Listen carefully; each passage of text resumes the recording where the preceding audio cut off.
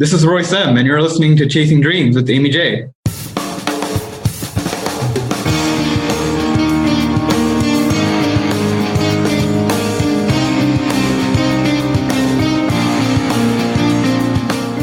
Welcome to Chasing Dreams podcast with Amy J. Amy believes that realizing a life without regrets is achieved by taking chances, chasing your dreams, making moves, and overcoming your doubts. The Chasing Dreams podcast will help you overcome life's obstacles, believe in your potential, and inspire you to face your fears. And now here's the woman who is passionately pursuing her dreams, Amy J. Hey Dream Chasers, this is Amy J, and thank you guys so much for tuning in to episode 191 of Chasing Dreams. Before I get too far, guys, here is a word from our sponsor. This episode of Chasing Dreams is sponsored by our 2019 Fundathon supporters. Fundathon is our fundraising efforts to keep this show on the air till March 2020. To do that, we need to raise $13,000, and we're on our way, but we still need your help. If you'd like to donate, please visit amyj21.com/donate. And Dream Chasers, two things I want to remind you of, whether it's for us or another charity or cause you want to support. One, it's not the size of the donation that matters. So if you can't donate a lot, think nothing of it. Know that I appreciate the $12 donations just as much as the other donations, because I know that's your lunch money. That's your money to go see a movie or go out. So regardless of how much money you can give, your donation is important, and I thank you for your generosity. And two, please don't wait for someone else to help out. You can't control the actions of others, only your own. We can't reach the goal without your help. Again, if you'd like to support us, please visit amyj21.com/donate. And to all those who have donated so far, thank you. Guys, it is Mental Health Awareness Month, and we are talking all things mental health. And the reason is it's important for you as a person and an individual, and especially as someone who is trying to chase their dreams. And so to do so, I asked someone special, someone close to me, if they would share their story. And I was honored and touched that they said yes. And it's my little brother from another mother, Royce M. Royce is a second-year seminarian at St. Vladimir's Orthodox Theological Seminary in Yonkers, New York. He received his undergraduate degree in information systems at the University of Maryland University College. Originally from the D.C., Maryland, Virginia area, he has always been involved in church youth activities, and in his free time likes to run and play sports and loves anything related to technology. Royce has always valued a lot of things, but one thing in particular is stepping out of your comfort zone, and he strongly believes in stepping into your fear and conquering it. And he has been awesome about being open and honest and sharing his story, and it's one I think you need to hear. And one, I hope you guys will get something from it, because, you know, I did, and I knew most of his story, not everything. I learned some things myself. I hope anyone listening to this gets something from it. Okay, so here it is. Hey, Royce, welcome to the show. Thank you for having me. How are you? I'm doing well, man. You know, it's May, Mental Health Month, and I thought, you know, let's try and see what we can do to help people. And you have a story that I think can help some people. What do you think? I like it. Let's do it. All right. So, Royce, when you were young, you had surgery, right? Yes, I did. Can you talk a little bit about what that surgery was?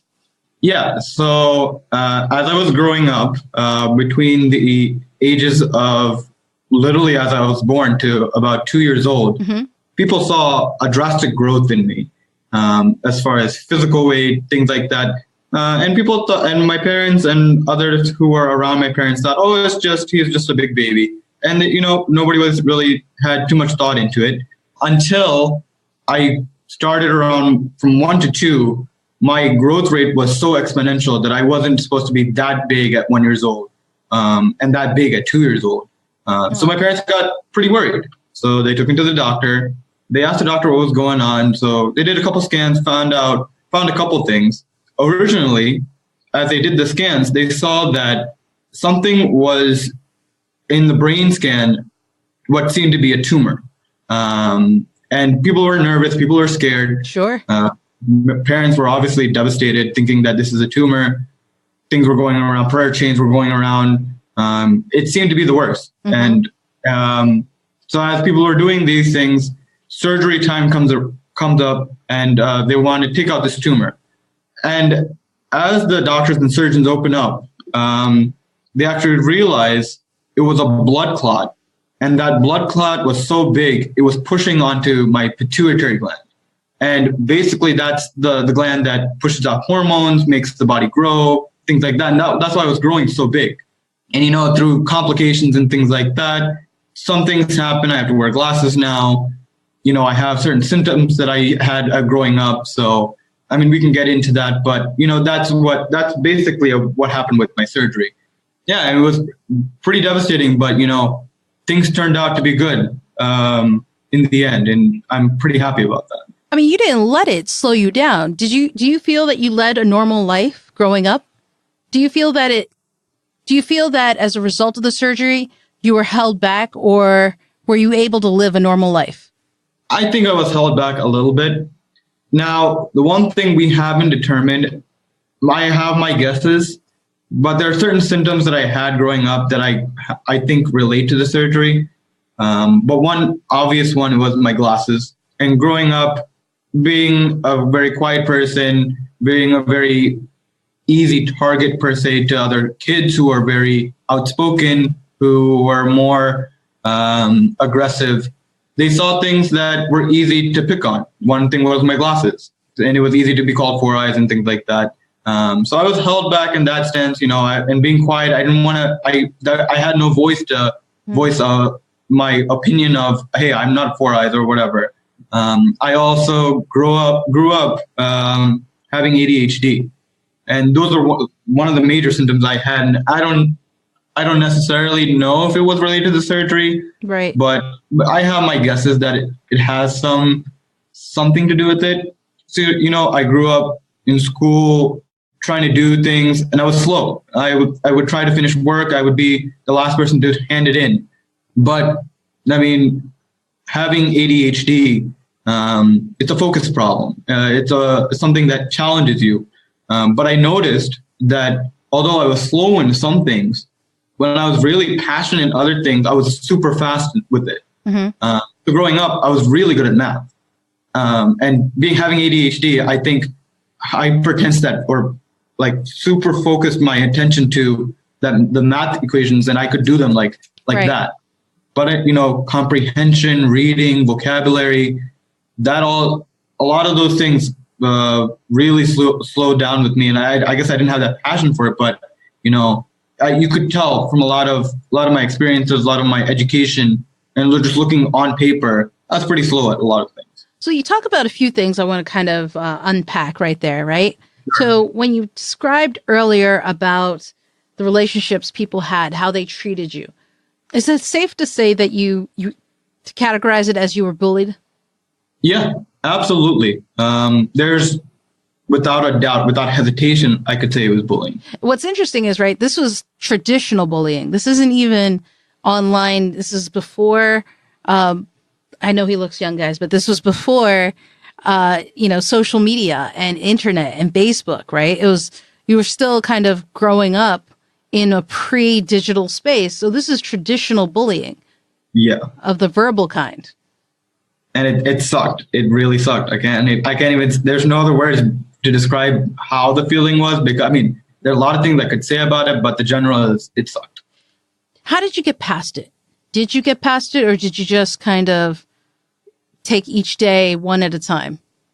It's hard to say that I got past it. Mm-hmm. I made it through, and I'm happy about that. Sure. So, but it was a struggle. It was a big struggle. I having ADHD, I was very, like I said, very focused on a lot of things. And because of the feeling I had being bullied, my focus also went towards, I'm not a good looking person. I'm a 4-eye. I'm slow. So I'm already. Things they're saying to you.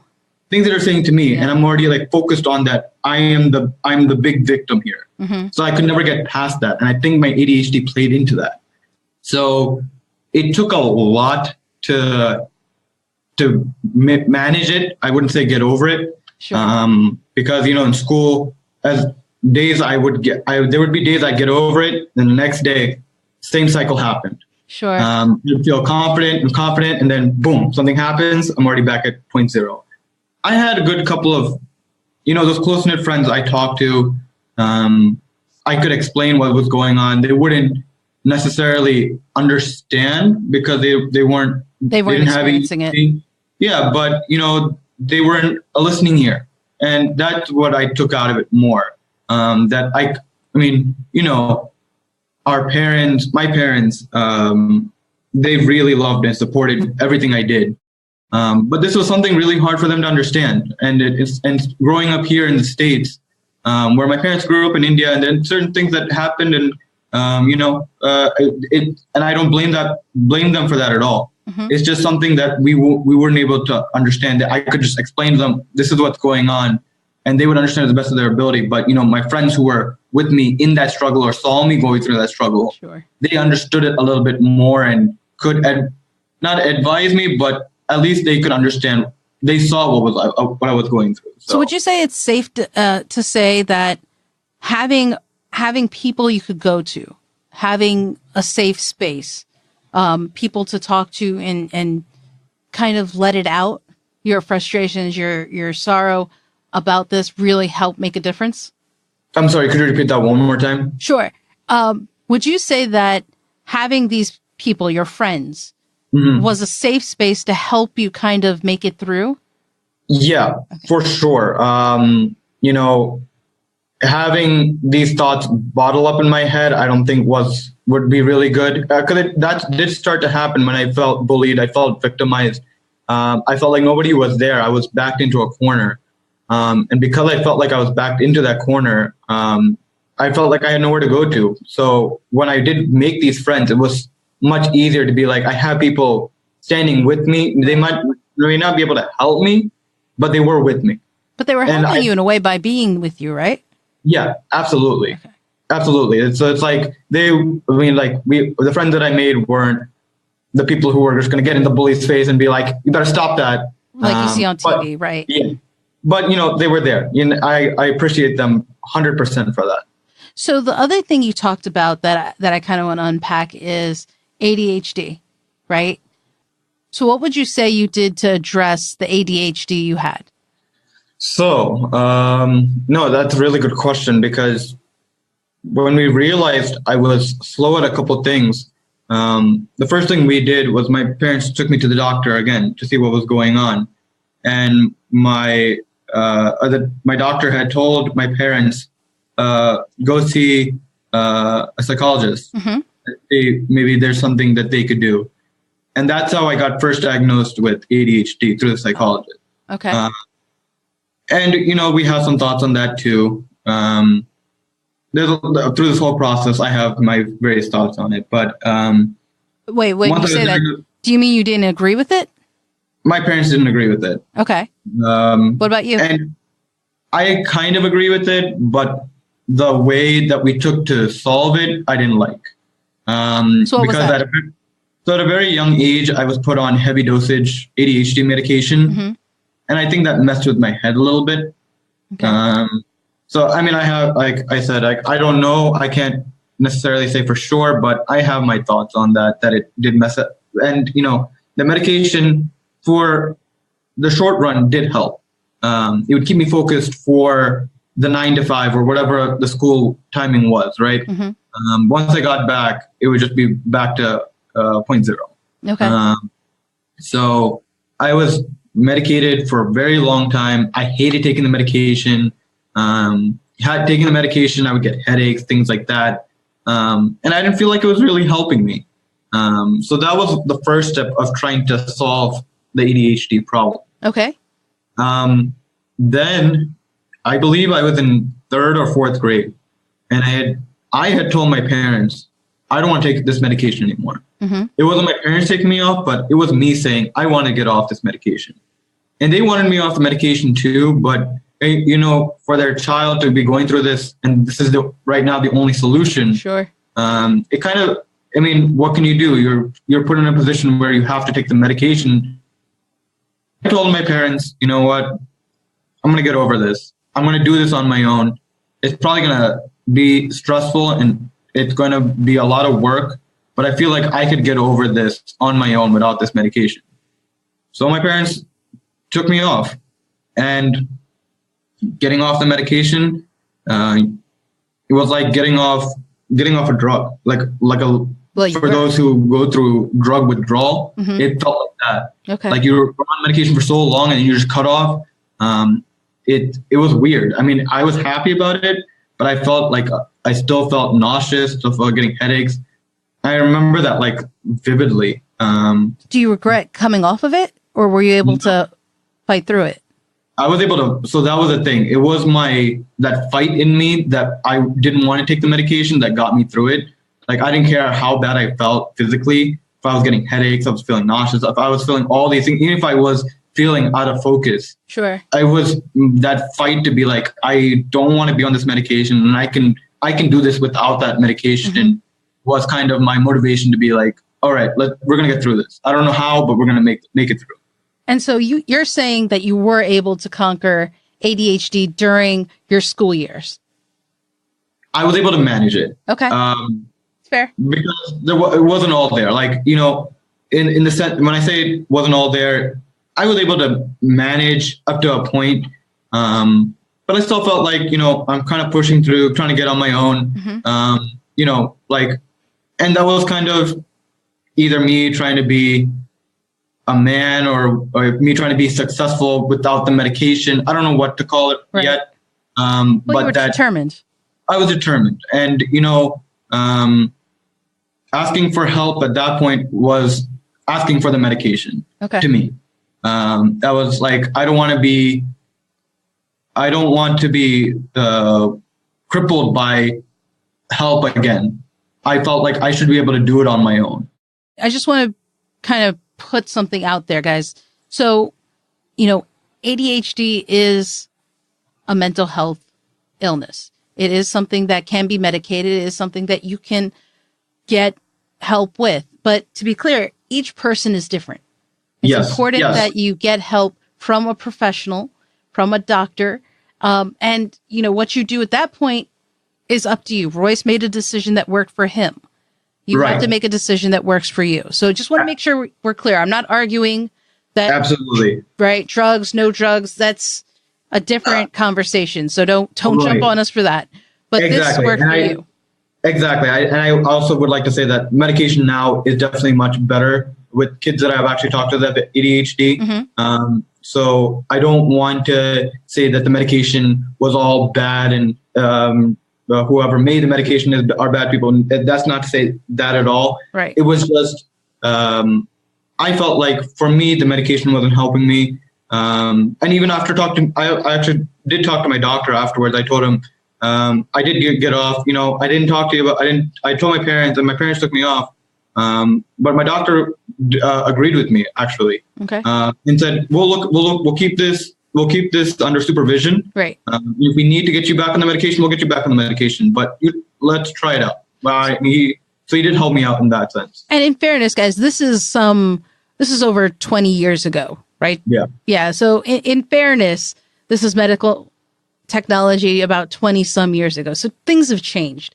Right. What I would say, and I think Royce would agree, is if you feel ADHD, whatever it is, you should always get help. There are resources and people there to help you. See a doctor, reach out to resources like Mental Health America and get help. Absolutely. Absolutely. And I mean, that was one thing I didn't ask for growing up because I felt like that was my crippling thing. But that would actually be the thing that would help me out the most. So, you know, like I said, I got off the medication at that point, and it was more of, I didn't want to be someone who needed to be helped. I didn't want to be that victim per se anymore. I didn't want to be the victim of bullying anymore. So this was just kind of a all-encompassing type of, let's get over all the problems I'm facing and be successful at getting over mental illness, getting over being a victim of bullying, being slow, you know, all these things. It was just, so we left off at me being slow at a lot of things. And middle school is really where peak of ADHD and bullying really happened. So from 6th, 7th, and 8th grade, that's when we really saw, one, that I really need to get back on medication. Okay. Or two, the me being a victim of bullying was really starting to affect me. Okay. Or it was a combination. So going through 6th grade, totally different atmosphere than elementary school. At that point, I had just moved. So totally different group of people. Right. I'm thinking, I'm moving to another county, but at the same time, I'm talking to different people. So it's a new environment. New environment. Let's see if this will be a fresh start. I won't hopefully go through bullying. But man, was I wrong? The bullying just got worse and worse and worse. And I remember every single year, I would be put with the same group of people for what we call the home group. So in the morning when you come in, you would just go to a classroom where you would take attendance, and then you would go to your first class from there. And in that home group, we were always organized by last name. And it was like 20 some of us. And so every year I'm with the same group of people. Sure. And that first year, I think maybe even first or second day, I had someone come up to me. And this was, mind you, this was right after 9/11. Because I was in 5th grade when 9/11 happened, and there were still effects of it going around. So people were calling me a lot of slurs, things like that. And I was that was and then going through that, I thought, wow, this is, I'm already being bullied for being a 4-eye, being slow, but this is already another level I have to go through. Yeah. So I was devastated. Did you still have your safety, your friends that you could talk to in this new environment? Well, so I got to the new environment, and I had made some friends because I had come in at the later part of 5th grade before going on into middle school. So I made 1 or 2 friends, but unfortunately their last names weren't. They weren't in your home group. They weren't in the home group. Right. So it wasn't really easy to go to them at that point. Sure. So, kind of fast forwarding a little bit, so I'm getting called these slurs, still going through the same bullying. Yeah. Teachers are seeing that I'm going slow, so they're calling home, saying he needs to do better. He's not performing as well as he should be. So I'm dealing with being victimized of a bully, at that point, nobody wants a teacher to call home and say that Sure. your son is doing horrible. Because then you're getting it from the teacher, and then you're getting home and you're getting it from the parents. Yeah. For not doing well. And again, that's not my parents' fault. That's not the teacher's fault. But it's just like you're just getting that stress. Yeah. From Yeah. So all this is adding up to you. You're just feeling the pressure, and it's adding up. And how long did it continue for? So it continued for a while. So one thing I did find out, there was, I don't remember when it first happened, but I remember the peak of it in middle school. I was in a math class or something like that. And the same person I was telling you about in my first year in the home group, who would be calling me these slurs, would turn back and mouth these slurs to me. And I would go to the teacher and I would tell her, look, this person is doing this. I don't feel comfortable to do this work right now. I'm not really focused. She's like, just go back and do your work. I said, okay, I'll go do it. Second time, I told the teacher, same process happened. Mm-hmm. Third time, I basically freaked out. I'm just like, nobody's in my same day. This is all on the same day, and I flip out. I literally, I think I either screamed it or whatever it was. Nobody's in my corner. Not the teacher's not even in my corner. So why should I even be here? So I get out of class. I need to let out the steam, and nobody was really there to give me that opportunity to let out my steam. Mm-hmm.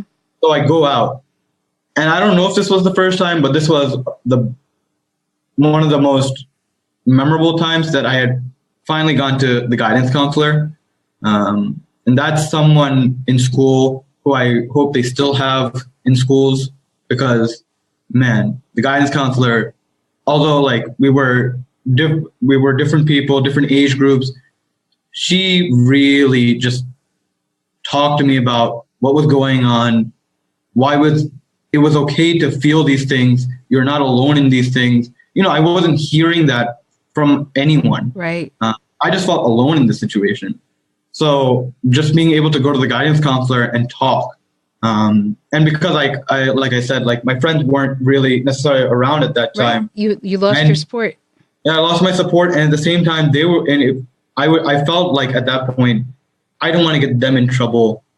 Because like, if they were in my class, I probably wouldn't have gone up to them, because if I'm going through this and the teacher's not helping me, if I go up to them, I know they're going to get in trouble for me talking to them. Right. So that's not fair to them. But they weren't there. So at the end of the day, I got to give it to those guidance counselors. Guidance counselors definitely don't get the recognition they deserve. Oh my gosh, no. Shout outs to you guys. And I still remember my elementary school guidance counselor. We didn't have a lot, but I remember that, a lot of incidents that happened in elementary school, enough to go to a guidance counselor. But the times that I went, I remember what she had, a pet dragon. And I would just hold it, and she just told me to talk to the dragon. It was just like, it was a pet. It was you had something to let it out to. And once you let it out, it's done. Don't worry about it. You go back. The dragon has it now. It's going to take it back to its lair. You don't have to worry about it. So that was a kind of like, I can never say enough words about guidance counselors. Can I ask, having talked to that guidance counselor, you remember this is in the middle school, right? I'm sure it didn't get better at that time, but I kind of want to touch on high school so we can get to your college, because that's a story also I want to share. Yeah. Did you go through that in high school as well? No, but which was really interesting because of one story. Okay. So from the summers of middle school, I would go to India, and it would be literally from May to August. Soon as school finished, I'm out. I'm in India. So before school starts, 2 days before, I'm back here. And every summer I would go. And the first summer I went, I had met this dog. It was a puppy at the time. Mm-hmm. And this puppy was just like this like little excited freak of nature. Is basically all I could say about it at that point. But I would be there every summer, taking care of it, giving it food. I could have asked to do these things, and through that process, I had talked to this dog like it was the dragon, and it would the dog would not understand what I'm saying. It would just be running around as I'm talking to it every summer. And I would just let out everything to it. And so it would be just a fresh start going into 7th grade, going into 8th grade. It was, I think, 2013 was the last time I saw Rexy. What was the name of which was her name. And ironically, she had died of a tumor. Oh, wow. So I felt like I was supposed to get that tumor, but instead she got it. Wow. And she took it on for me. So it's kind of just like that circle of life. Mm-hmm. It's like she did something for me that she didn't even need to say any words, but she took on something that I really couldn't take on at the time. So when you went into high school, does that mean that your mindset changed? People just, because I can't imagine people just magically treated you differently. Maybe. Yeah, no. So that's the thing, right? I think I had a huge mindset after the summer of 8th grade. And the thing was, once I let it out, this was the third time I let it out to the dog, I finally understood that it was easier to talk to people, because now that I'm not throwing up words onto the dog, I was kind of letting it out easier, kind of letting it out. You didn't let it build. Yeah, exactly. Right. Okay. Because I didn't let it build, I would talk to my friends and I wouldn't let the thoughts wouldn't be stuck in my head. Sure. So, I had a different outlook of, okay, things are happening. I'm going to get a jab and get a punch. I'm going to clean up a little bit before I get knocked out. I'm going to go to my corner, get some coaching before I go back into the ring, type of thing. Sure. Instead of waiting till I get knocked out to get help. So that was my mindset. So definitely people were still rowdy in 9th grade, but 10th grade onwards, people are starting to mature. And I think people are, in a good way or a bad way, are starting to get more cliquey. So the people who were bullies were just hanging out with the bullies. And they weren't really, and I guess they were maturing and they weren't hanging out with anybody else. Right. I was cool with that. We're fine with that. Right. Bygones be bygones. You do your thing over there, whatever. So, yeah, exactly. So you make it to college, right? Yeah. And you have an interesting story about your college career. You and I have talked about this. Yes. Throughout, we've helped one another with that. And I'm trying so you didn't have a traditional college path, right? When we say traditional college path, guys, I'm saying 4 years college and you're out. Royce, how long did it take you to graduate? So it took me 6 years. Took you 6 years. Did you ever, there's a point I want to talk about and I want you to say it. What happened in college to make it an extended period for you? So the thing was, I really was involved in college. In my time in college, I had loved doing IT, which I originally started out with. I was a computer science major, and then switched to information systems. And in that time, I have to take classes that I don't really like, things that I don't really understand. And, I'm still in that kind of, I want to do everything on my own type of phase. I'm getting into college. I'm in that new phase. I'm in that new environment, right? And slowly realized, I wouldn't say quickly realized, that I really needed to ask for help when I was not doing that well. When did you realize that, Royce? So I'm going to ask a question, Royce. Yeah, no, that's the fairest question there is. When did you realize? So we'll say that there's a traditional college period. I only ask questions after that traditional period. So this is 4 years. Right. College. 4 years have passed. I'm only asking after 4 years. So you were at one college. Yes. Right. At one point. Yes. Then you were not at that college. Yes. Why were you no longer at that college? Because, unfortunately, I had done so poorly that I had got a letter and an email, which the letter I had to intercept and not let my parents see. My parents know now. That because of my grades, I had to go somewhere else and get my grade point average to a point where I could re-enroll into the class, or if that wasn't possible, re-enrolling, then I would have to reapply to the same college that I had applied to as a high school graduate. So let's talk about that for a moment, right? You get a letter. You're already not doing well. This is what, year 3? Year 3. Year 3 that this happened. And how are you feeling?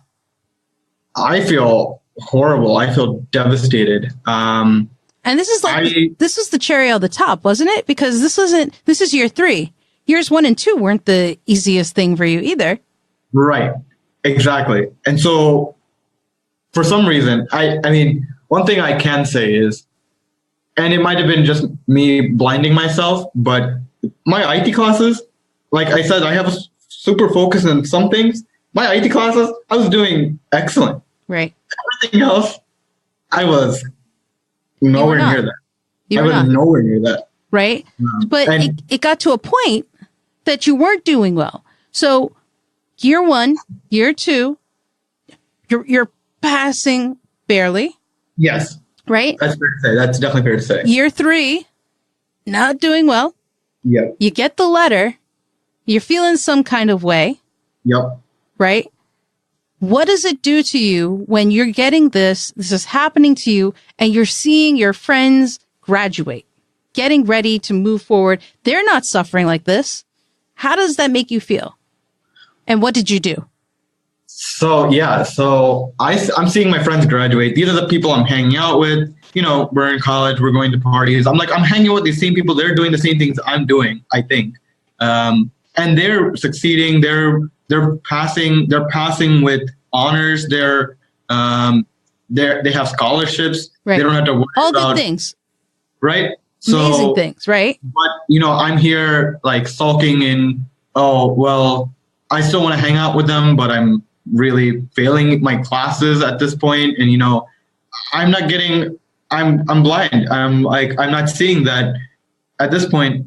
I had people who I thought were really close with me who, it wasn't their fault, but they were doing things that they were able to. Yeah. I was still sulking and just like, oh well, maybe this will be enough, and I'll pass. I don't worry. But I was kind of in that where I didn't really need help because I thought I would be able to finish it. Right. So what happens after that? So you got the letter. Yeah. So I'm not at that college anymore. At this point, I'm actually at a community college, trying to get my grades back up. And does it work? Does it work? Sorry. It's not necessarily. Okay. But there is a good thing that comes out of it. So what happens is that I'm kind of freaking out because, my grade point average is not there. It's not what I'm getting in the community colleges are not enough. So the classes I'm taking at the community college are supposed to replace the classes that I took at the original college to kind of make up those courses, and still not doing well.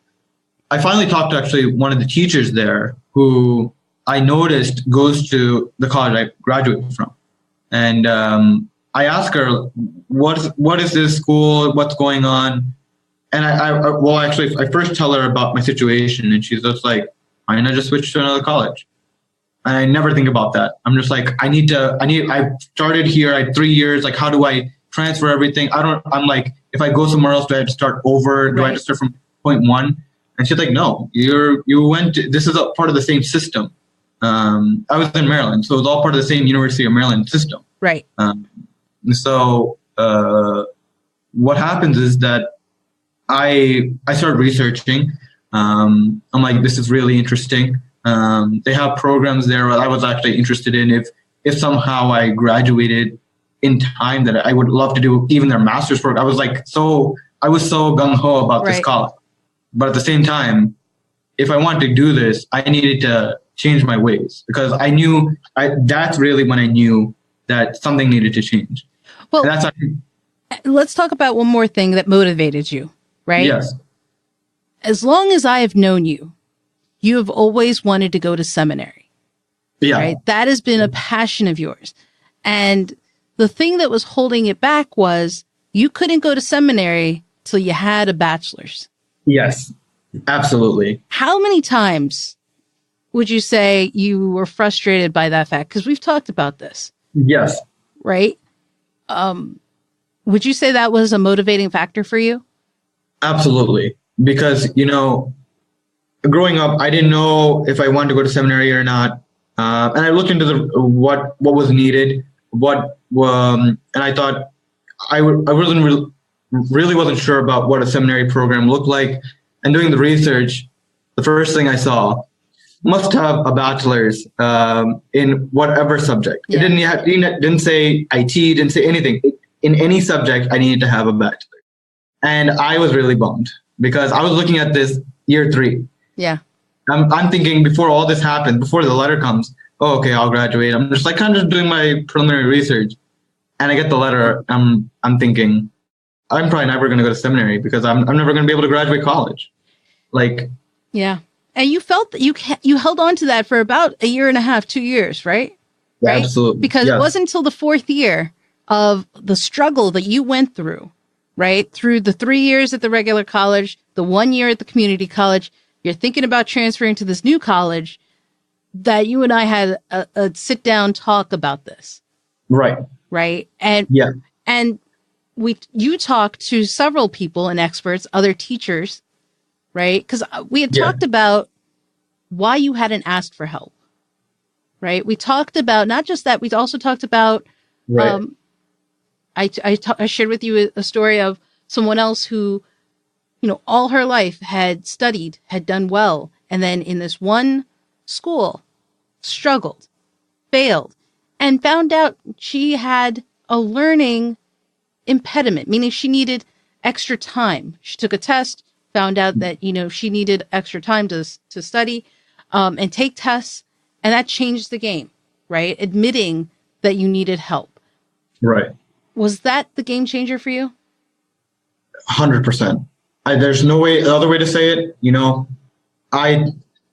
I keep saying it, like I wanted to be this successful person without the crippling effect of medication per se, or asking for help, because at that point I'm off medication. I'm several years not doing any of this, and I wanted to show people I could do it. The reaction when we talked about the ADHD for you was very, like, you did not want to go back on medicine. You were adamant. I said, Royce, why are you having such a hard time accepting that this might be back in your life? I'm trying to think what I did. I remember. I'll tell you. Yeah. You had said, I'd been there before. I don't want to go back to it. Yes.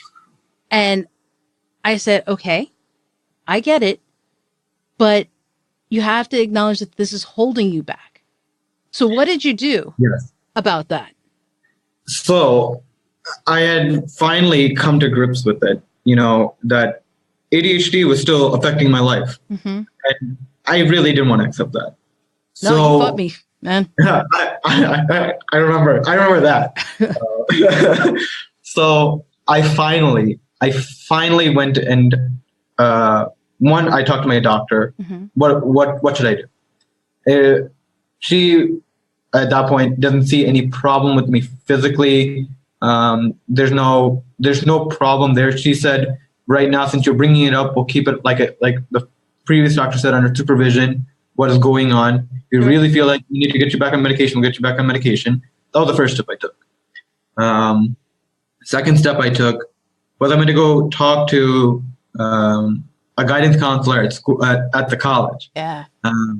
And I didn't realize that there was avenues that, I'm dealing with ADHD, but I just want the same opportunity as everybody else. Because that held me back. There were opportunities for me to take longer on exams and not fail because you're taking more than the 2 hours that you were quote unquote given. Extensions on papers, more time with the teacher, with the professor doing their office hours. Because now you have some sort of paperwork saying he has ADHD. He's just wanting the same opportunity as everybody else. So offer him that. Otherwise, he has to go somewhere else. Was that difficult for you to get help like that? Oh my gosh. I cannot even, we both know how hard it was for me to do that first step. So to even get to here was a journey. Well, so that's one of the reasons I wanted Royce to come on and talk to you. And I'm very proud of him for sharing his story, because asking for help is not something you should be ashamed of. Right. And that's something that we worked on, conversations, you worked with your parents about that. You've talked to other people, but it's not easy for us to accept that. But when you did, was that a game changer for you? Well, I can finally say I have a bachelor's, and there's something to say about that. There is something definitely to say about that. I'm in a master's program now too. Let me ask you something. Has anybody ever asked you how long it took you to get your bachelor's? No. But that was the one thing that I was always worried about. You were so worried about this. You were so worried. And to be fair, one of your worries was the fact that other people are moving on in their life while you're still in school. Yeah. And to the point where, did people know that you were still in school? No. People thought I was working. People thought I was actually doing other things. It's like they didn't, nobody really asked. But yeah, they know now. But nobody really asked. But, that was me in my head. Yeah. And, as unfortunate as it was, my friends were moving on. But there were people in my life around my age that were actually there for me. And they were just like, they would call me. Like, they wouldn't literally be right next to me. Like, they wouldn't even be in Maryland. Like, they would be people in New York, in New Jersey, in Houston. I don't want to name names, but I want to shout them out. They know who they are. Sure. They really helped me when I really needed help. And they were friends when I really needed friends. And, you know, they knew my situation. They didn't think of me as any less. And they were still like, they were growing, they were doing work, they were doing all that, but they still wanted to hang out with me, a person who took 6 years to get a bachelor's. So that's the other thing, right, Royce? You built it up in your head so much that the reality was what? The reality was that, did it really matter at that point, whether I took 4 years or 6 years, or if I took 10 years? Like, it really didn't matter. I mean, it mattered to his parents because you got to pay for it, guys. No. Right. My parents, I love my parents. But they were supportive. Yeah. No, that's the thing. That was one thing. Like, they really were upset that I took this long. But at the same time, they knew I had ADHD. They knew the struggle I was going through. So they were more happy with the fact that I actually graduated and I was actually able to do it. Instead of, you know, it would have been nice to graduate in 4 years. Yeah, of course. And, you know, things happen. But he graduated with the bachelor's in IT, having ADHD. You fought, and, you know, you fought and you made it happen. And it probably wasn't easy for you because you have a sister who was also going through school and graduating. And that may have pushed you more, but I mean, you had a very supportive family. And I think once you accepted that there is no shame in asking for help, and once you accepted the fact that, you know, because of mental health, you needed a little bit more help, there is no shame in that. Right. Where are you today? So right now, as we're talking, I'm at St. Vladimir's Orthodox Theological Seminary in Yonkers, New York. Something I've been wanting to do for a very long time. I'm my second year, and I have a year left in this program. So I got three more questions for you. Ready? One, are you happy? Oh my gosh, I cannot even tell you how happy. I will format this in a way to say there are ups and downs even in this master's program. But to say that I would want to do something else in this point in my life, no way. Seminary is what I really wanted to do. Number two, how is studying now going for you? Studying now is totally different. I have a good set of people here that, you know, group study is something I never understood because I didn't have any friends. But, you know, but now I have these great set of people who, like, we all study together, we struggle together, we laugh together. And, you know, because of that's one, that we all are in the same program, we're studying together, that we kind of understand what each person is going through. Everybody actually here in my class knows that I have ADHD. And that was something I was afraid to share with people coming in. But they were just like me in the sense that we're all going through some type of struggle. Sure. Whether it's mental, whether it's emotional, physical, and we all are accepting of that. Number two, I've learned from my ways in college, in high school, to ask for help when I need help. Yes. Yeah, it's so difficult to do. It's still a struggle. Hey, I can tell you. I don't care how hard it is. I'm glad you're doing it. I'm doing it. That's what I want to hear. I'm doing it. Don't make me come up there. But yes, I am doing it. So unfortunately, professors are not around as often. So it's done more through email. But at the same time, they're very responsive. And as soon as I have a question, maybe an hour, 2 hours later, they're giving me a response and giving me more than what I really need. So that kind of helps me even more. But number three is I know that I have a speed and everybody else has a speed, and everybody's speeds are different. So I'm not worried about how fast or slow I'm going compared to everybody else. I'm taking my time to get my stuff done. And if I cannot do it, my professors know I'm a little slow. And they're okay with that. And they know if I need extra time, they'll give me extra time. If I need an extension, they'll give me an extension. So I've already asked for the help I needed in anticipation that I might need it. I haven't had to use it yet, but in the case I do need to use it, it's there for my disposal. You set it up. You set it up. I love that. Now, Royce, given the journey you've had, right? The difficulties you've gone through, bullying, ADHD, depression, anxiety, right? You felt all of these in some way, shape, or form, right? Yes. Would you say you've come through it? I've come through it. I have a lot of battle wounds, but I've come through it. And I didn't talk about my depression and anxiety, but those were a big aspect of my life, and I think we could take another hour and a half to talk about that. But especially the depression and anxiety, I was really happy I talked to people about it. And there were actually people who graduated from seminary who I talked to, who have like a master's in psychology, who knows the things that I'm going through. Sure. Again, talking to the people who are certified to talk about these things, it really makes a difference. So like, as we mentioned before, of talking to doctors about ADHD and things like that, I would say the same thing about depression, because there's a lot of stuff you can find online. But I would definitely say talk to somebody professional about these things, because they know what they're talking about. So Royce, it's Mental Health Awareness Month. Love this episode. Love the conversation we're having. For those who are struggling, those who want to chase their dream, you're living it right now, right? So a great resource and example to ask. What is something you would recommend they do today? Someone who's struggling, trying to figure out what to do, not sure. What is one action you would tell them to take today? One thing I would tell them, and one thing that I've done personally, is ask myself, whether I struggle or not, would I still love doing what I'm doing?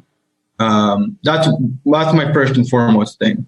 And that's one, how I got into IT, and one, how I got into seminary.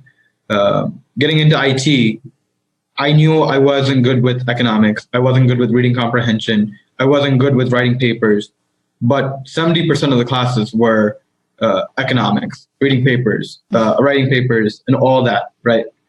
For that major, for IT, yes. And through all of it, I still said, IT is the thing I want to do. So it doesn't matter if I have to do these things. I'll have to get through it, but this is what I feel passionate about, so I'm going to do it.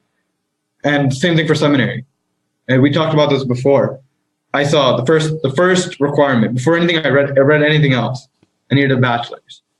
It took me 6 years, but after 6 years, I thought I had thought about this in the beginning, and I only researched it in the third year.